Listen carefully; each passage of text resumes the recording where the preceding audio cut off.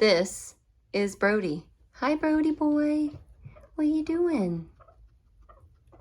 This is our Brody boy, and he is a skinny pig.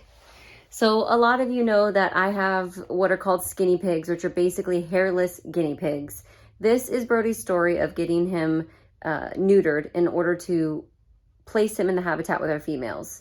You shouldn't get a guinea pig neutered unless they have, you know, problems with their reproductive organs or issues, or if you're trying to keep them in a habitat with females and you don't want them to have babies. So he was at a place for months and months and no one bought him, and I felt really bad. And they dropped the price on him, so I went ahead and snagged him. Well, my husband snagged him as a surprise. And we've decided that we want him to not be alone. We want him to be with the girls, and his mental and physical health to be able to play with the girls and be with the girls was definitely worth him going into getting him neutered. And we didn't just take him to any regular vet. We did our research, and we drove about 45 minutes to a vet that's not close to home, because they haven't, to this day, knock on wood, had any mishaps when it comes to doing the procedure of neutering a male guinea pig, naked guinea pig. Yeah. So I'm going to get him some grass and freshen up his water and his feeder, and then I will take you on this journey of Brody getting neutered.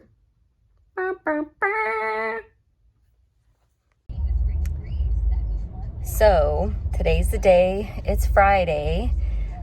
We are at a gas station right now getting some gas, and then we are headed to our appointment. Turn right onto Saxon Boulevard.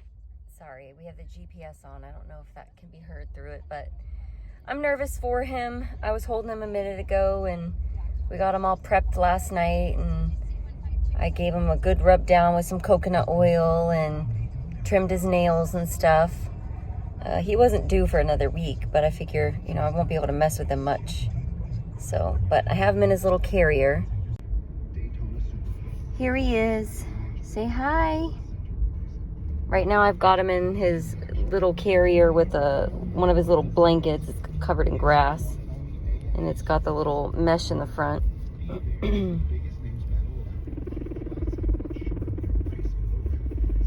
He's purring. I don't know if you can hear it.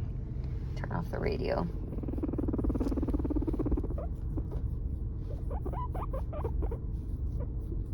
You're gonna be okay, buddy. Yeah, I promise. We're gonna take good care of you. Soon he'll be ready to mingle, though.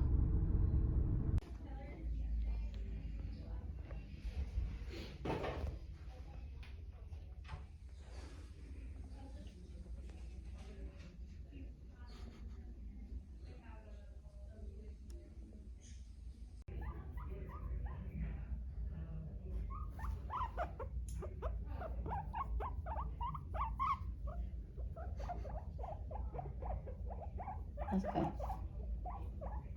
So I am sitting outside at the vet's office, and we just left him.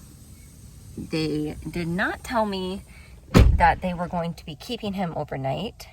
So now I know that they are keeping him overnight, and I don't know how I feel about it. So, but we're leaving now. Mike's gonna be getting in the car, and then we're getting out of here. They seem really, really nice, and I came here before just to check the place out before I booked the appointment, and I'm just nervous, that's all. I didn't think I'd have to leave him. So, but he seems like he's gonna be in really good hands, and she seems like a really sweet doctor, so fingers crossed for Brody, and I guess I'll be back tomorrow to get him. So we are actually on our way to go pick up Brody. The surgeon called super early this morning, and they said that he was doing really, really well. He was actually popcorning like he didn't even have surgery done. So she said he's doing great and that we can come get him. So we are actually on our way to go ahead and get him now, and I'm excited. I had awful dreams. Like all last night. It was, sorry, there's traffic being weird. I had awful dreams all last night. The vet calling to give me bad news, us going to pick him up and somebody else already picked him up. Yeah, so it was a rough night, but I'm super excited to go get him. We got his little carrier thing, and I'm happy. I'm happy to go see him. Thank you, Mike, for driving. Okay, we are actually here now to pick him up. I'm just making sure you're walking. So hopefully we can grab him and go and everything's fine. But we're here.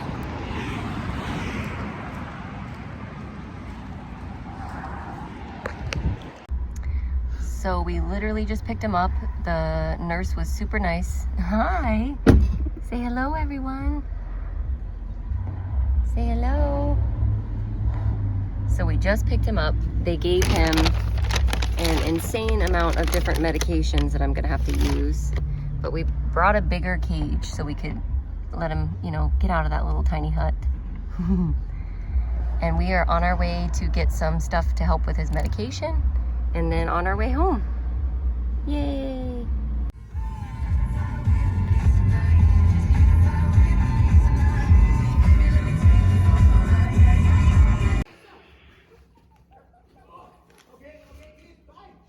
All right, so we have to clean Brody's boo-boo with a solution.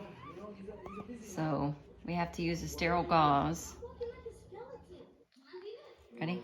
Mm-hmm. And he does not like it. It's a betadine solution. Ow. Quit biting me.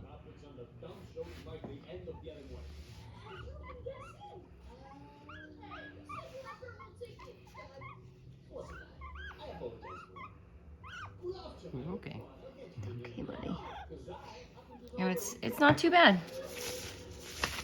Here, get some carrots. No, Here. you don't go back in your so I bed. can see it. Okay, let's look. Come here. Let's look.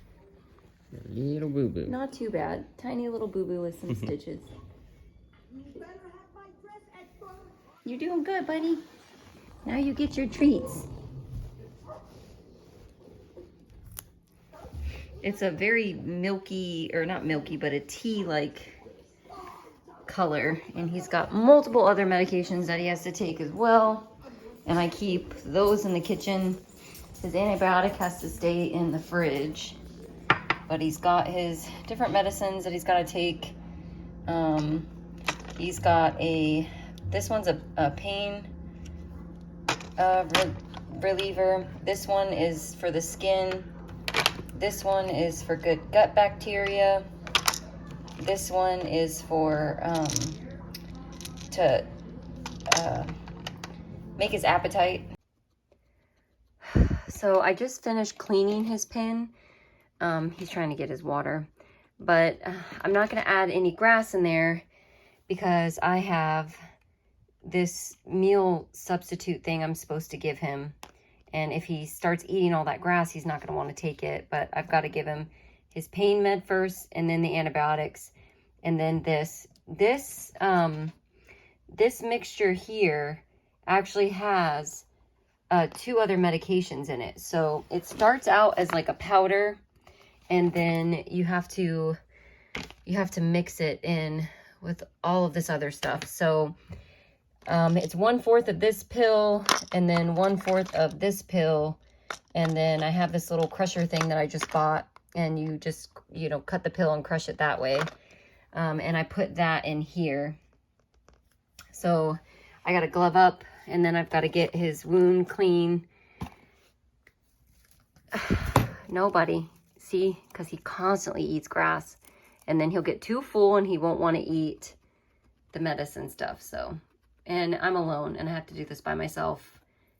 And even wrapping him up in a blanket like a burrito still is a real hassle. So here we go.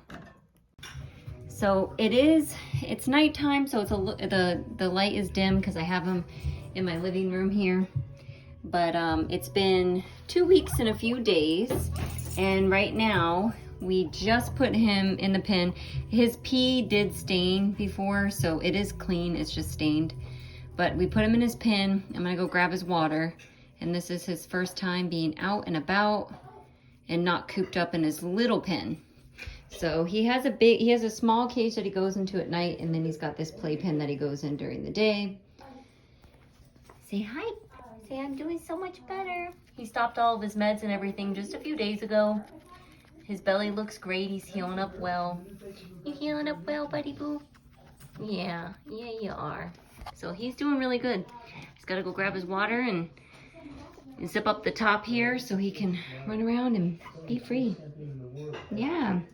We're gonna wait just a few more, probably an entire month and a half before we let him into the big cage with the girls. But he's doing so good.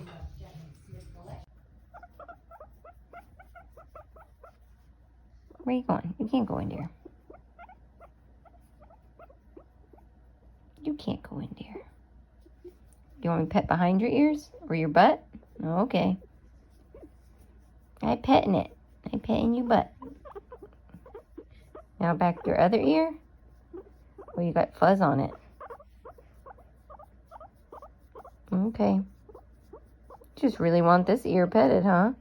You want your neck petted? You want your butt petted again? Okay.